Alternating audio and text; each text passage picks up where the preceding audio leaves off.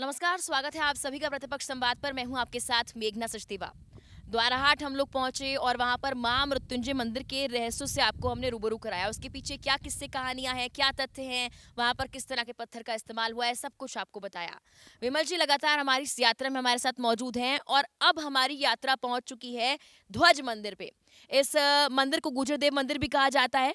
पहले आपको दिखाना चाहूंगी, मेरे पीछे आप देखिए कि आखिर ये मंदिर दिखता कैसा है।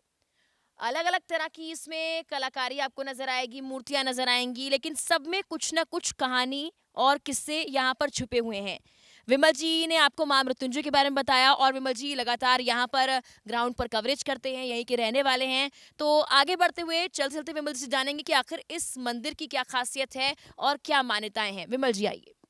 जी, मेघना, सबसे पहले मैं आपको बता दूँ कि ये जो मंदिर हैं, जैसा कि महामृत्युंजय मंदिर है, बद्रीनाथ है, रतनदेव है, गुजरदेव है, मनियान है, कचहरी देवाल है और यही ध्वज मंदिर है, वनदेव है, तमाम मंदिर समूह हैं। और सबसे बड़ी बात आपको बता दें ये कि एक ही समय के बने हुए मंदिर हैं।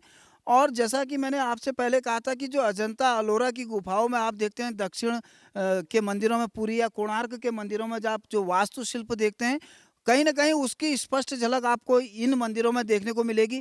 आप देख रहे होंगे इस मंदिरों के प्रत्येक प्रस्तर पर, प्रत्येक पौड़ी पर ये चित्र बनाए गए हैं और कितनी बारीकी से इन्होंने ये नक्काशी कर रखी है। और उसके पीछे जो संदेश है, जैसे मैंने आपसे पूर्व में कहा था कि यहाँ पर जो हाथियों का चित्र उन्होंने उकेरा हुआ है, वो कहीं न कहीं किसान का मित्र हाथी होता है।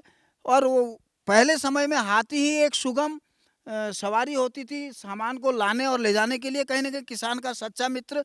और उससे पहले जी। अभी वो दिखाते हैं जिसकी बात विमल जी कर रहे हैं, हाथी। तो पहले हाथी को आपको दिखाते हैं कि यहाँ पर किस तरह से कलाकारी की गई है, जो नक्काशी जिसकी बात हम कर रहे हैं लगातार, वो बारीकियाँ आपको दिखाते हैं। उसके बाद आगे आपको जानकारी भी देंगे क्योंकि देखिए, देखना बहुत ज़रूरी है, उसके बाद ही शायद आपको चीज़ें समझ में आएँगी। तो जिन हाथी की बात की जा रही है, वो यहाँ पर आपको नज़र आएँगे ये। और बहुत खूबसूरत ये पत्थर अब भी लगते हैं। इतना वक्त हो गया है इस मंदिर को बने हुए। मंदिर अपने आप में खूबसूरत होते हैं, कोई भी धार्मिक स्थल अपने आप में खूबसूरत होता है, लेकिन इतने साल बीत जाने के बाद भी इसका जो महत्व है, जो मान्यता है, वो भी कम नहीं हुई और इन पत्थरों में जो नक्काशी की गई है, उसकी खूबसूरती भी कम नहीं हुई। चाहती हूँ विमल जी आगे अपनी बात को पूरा करें और बताएं, आपको तमाम जानकारियाँ दें इस मंदिर के बारे में। जी, मेघना, मैं जैसा कि हमने आपसे कहा कि वास्तुशिल्प के रूप में इन मंदिरों का विशेष महत्व है। और जहाँ धार्मिक महत्व की बात आप कर रहे हैं, तो धार्मिक महत्व ये है कि द्वाराहाट को पूर्व में भी कालांतर में द्वारिका बनना था, द्वारिकापुरी बनना था। उसके लिए जैसा कि हमने महामृत्युंजय वाले बात पर आपको बताई थी कि यहाँ पर रामगंगा और कोशी का मिलन होना था, जो किसी कारणवश नहीं हो पाया। लेकिन आपको बता दें कि आज वर्तमान समय में द्वाराहाट, जिसे उत्तराखंड का खजुराहो कहा जाता है पुरातात्विक शब्दों में, आज पुरातत्व विभाग ने जरूर यहाँ पर कर्मचारी रखे हुए हैं। साफ सफाई आप देख रहे होंगे पूरी यहाँ पर बनी हुई है, साफ सफाई। और प्रत्येक साल लाखों रुपए यहाँ पर खर्च किए जाते हैं। लेकिन जो एक पीड़ा यहाँ के लोगों की है, वो ये भी है कि जो जितने भी मंदिर हैं, उन मंदिरों में केवल दो ही मंदिर यहाँ पर ऐसे हैं, महामृत्युंजय मंदिर और बद्रीनाथ मंदिर, जहाँ पर मूर्तियाँ हैं। बाकी मंदिर केवल मंदिरों का है, लेकिन उसके अंदर मूर्तियाँ नहीं हैं। और लोगों की कई बार से ये मांग रही है कि लोगों की आस्था है, भावनाएं हैं, श्रद्धा है कि इन मंदिरों में मूर्तियाँ विराजित हों, जिससे कि यहाँ पर पर्यटन भी बढ़े और लोग अपने आराध्य देव की पूजा कर सकें। और आपको मैं बताना चाहूँगा, आप ठीक पीछे आप देखेंगे कि किस प्रकार इन मंदिरों में जो वास्तुशिल्प छुपा हुआ है, कहीं न कहीं दक्षिण भारत का वास्तुशिल्प विशेष रूप से इसमें देखने को मिलता है। आप अजंता अलोरा की जो गुफाओं में देखते हैं, वो आपको यहाँ पर स्पष्ट रूप से देखने को मिलेगा। और लेकिन सबसे बड़ी जो हमारी एक व्यथा है, वो व्यथा यही है कि इन मंदिरों को आज केवल और केवल ढांचे बनाकर रख दिए हैं। पुरातत्व विभाग इन पर मूर्तियां विराजमान नहीं कर पा रहा है, जबकि होना यही चाहता है कि हर मंदिर में मूर्ति होती, वहाँ पर पुजारी होते। तो उससे क्या होता है कि कहीं ना कहीं हमारे क्षेत्र का जो धार्मिक भाव और ज़्यादा विकसित होता, बढ़ता, और लोग पर्यटन के क्षेत्र में भी लोग ज़्यादा आवागमन यहाँ होता।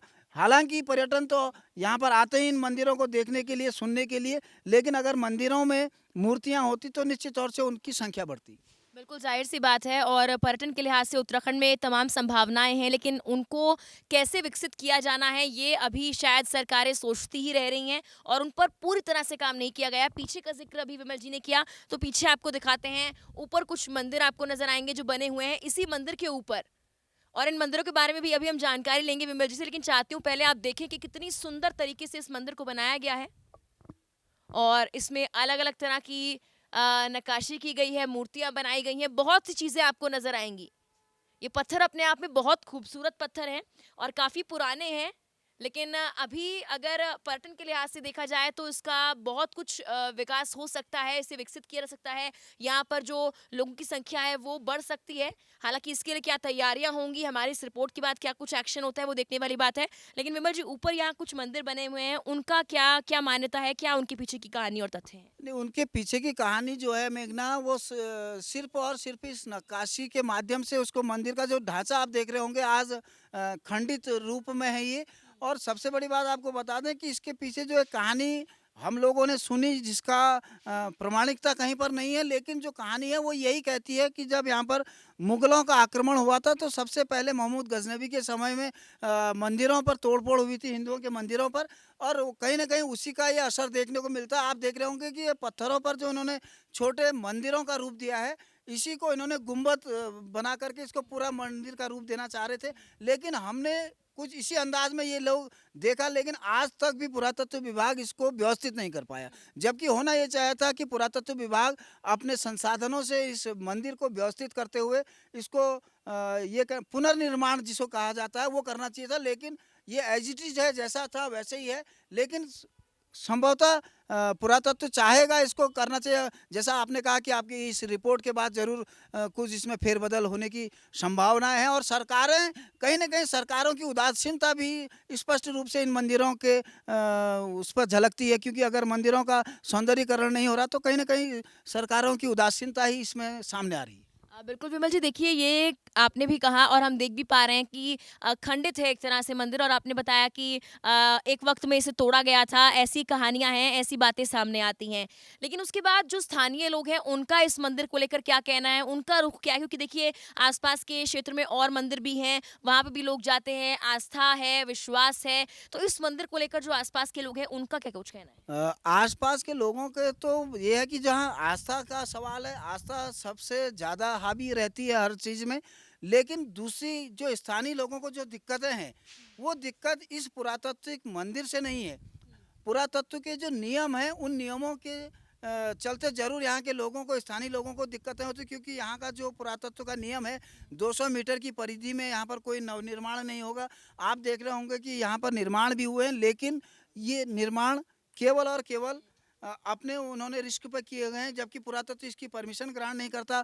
अगर हम कोई एक खिड़की भी निकालते हैं तो उसके लिए परमिशन चाहिए होती है, और परमिशन के लिए महीनों लगते हैं। आज देहरादून में पुरातत्व की ब्रांचें है, लेकिन उसके बावजूद भी यहाँ पर पुरातत्व की ओर से कोई ऐसा कार्य नहीं किया जाता जिससे कि लोगों को यहाँ पर सुविधा हो सके। जबकि कई बार इस बात को हमारे जो प्रतिनिधि हैं उनको भी कहा गया है कि सदन में इस क्वेश्चन को उठाया जाए, अगर हम यहाँ पर निर्माण नहीं कर पाएंगे, ये हमारी निजी लैंड है, और हम अपने निजी लैंड में अपना ही भवन निर्माण नहीं कर सकते। ये कहीं ना कहीं पुरातत्व विभाग की ये कहना चाहिए कि दो मुही बातें हो गई। अपना तो निर्माण वो करा लेते हैं, जब उन्होंने यहाँ पर सफाई करनी होती है, तोड़ना होता है, इन्होंने बीच में दीवार तोड़ी थी और तब सामग्री लेकर आए थे। और वहीं महामृत्युंजय मंदिर में जब इन्होंने निर्माण किया था तो एक पिलर उनसे पुरातत्व विभाग के कर्मचारियों से टूटा था, जो काम कर रहे थे वहाँ पर निर्माण कार्य, उनसे टूटा था। उस पर कोई एक्शन नहीं आया, वो आज भी एज इट इज है, टूटा हुआ है। लेकिन अगर हमारे यहाँ पर स्थानीय लोग अपना भवन निर्माण करते हैं, कोई कार्य करते हैं, उसको सीधे सीधे नोटिस दे दिया जाता है। ये व्यथा द्वाराहाट क्षेत्र की है, और द्वाराहाट ही नहीं है, मैं कहूँगा चाहे आप आदि बद्री चले जाएं, आप गरुड़ बैजनाथ चले जाएं, या चंपावत चले जाएं, या कटारमल चले जाएं, ये तमाम स्थितियां जो पुरातत्व की हैं वो सब जगह एक जैसी हैं। लेकिन पुरातत्व इन मंदिरों में जो आज केवल ढांचे रह गए हैं, इन ढांचों में मूर्तियां को स्थापित नहीं कर पा। लोगों की भावना है कि प्रत्येक मंदिर में मूर्तियां हों। बिल्कुल, देखिए ये तो एक तरह से शायद विमल जी की नहीं बल्कि यहाँ के कई और लोगों की आवाज़ एक साथ विमल जी उठा रहे हैं। इसी के साथ ये कहा जाता है कि इन ऐतिहासिक इमारतों में, मंदिरों में, धार्मिक स्थलों में या पुरानी जो भी चीज़ें हैं, सब में कुछ न कुछ राज़ छिपा होता है। तो अभी हम जब यहाँ पर आ रहे थे तो हमने कुछ खज़ाने की बातें भी सुनी। उसको लेकर यहाँ पर बहुत कुछ कहा जाता है कि द्वाराहाट पे बहुत कुछ ऐसा है जो शायद अब तक निकल कर सामने नहीं आया है। तो उनके पीछे के किस्से कहानियाँ विमल जी क्या है? ये तो किस्से हैं, किंवदंतियाँ हैं, इसमें कितनी सत्यता है ये तो कोई नहीं जानता। लेकिन इतना तय है कि इन मंदिरों में चाहे जो भी मंदिर हों आपके, उन मंदिरों में तमाम जितने भी मंदिर समूह हैं वहाँ पर नाग वास करते हैं, नाग देवता वास करते हैं। यहाँ तक कि हमने जो मणि वाला सांप होता है वो हमने रात्रि में ज़रूर चलते हुए देखा है। लेकिन कहा जाता है कि इन मंदिरों में अपार खजाना है।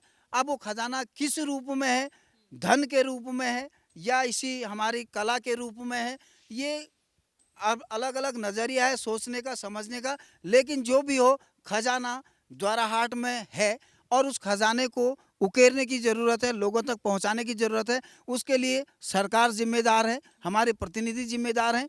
अगर वो अपनी ज़िम्मेदारी का बखूबी निर्वहन करें तो निश्चित तौर से इस खजाने को, और चाहे वो वास्तुशिल्प के माध्यम से हो, पर्यटन के माध्यम से हो या फिर धन के माध्यम से हो, उस खजाने को जनता तक पहुंचाया जा सकता है। तो विमल जी ने बात की खजाने की, जमीन के अंदर की खजाने को निकालने की जिम्मेदारी शायद प्रशासन की है, सरकार की है, और कैसे खजाने को जनता जनार्दन के लिए इस्तेमाल किया जाए वो भी उनकी जिम्मेदारी है। कैसे जिम्मेदारी को निभाते हैं वो लोग बखूबी जाने। लेकिन फिलहाल जमीन के ऊपर जो एक खजाना है, हमारी ऐतिहासिक इमारतें, हमारे मंदिर, हमारी वो इमारतें जिनके अंदर बहुत कुछ छिपा हुआ है, वो सच्चाई जो शायद आज बच्चे किताबों में पढ़ते हैं, आज की पीढ़ी किताबों में पढ़ती है। मणि वाले नाग की अभी विमल जी ने बात की, या फिर यहाँ मंदिर में जो नक्काशी है, अजंता एलोरा की केव्स हैं, उनकी नक्काशी भी यहाँ पर नजर आ रही है, पुरी के मंदिर यहाँ नजर आ रहे हैं। तो ये जो जमीन के ऊपर का खजाना है, उसके संरक्षण की बहुत ज्यादा जरूरत है। हालांकि उस पर कितना अमल किया जाता है ये देखने वाली बात है। फिलहाल के लिए मेरे साथ इतना ही। आप देखते रहिए प्रतिपक्ष संवाद। नमस्कार, धन्यवाद।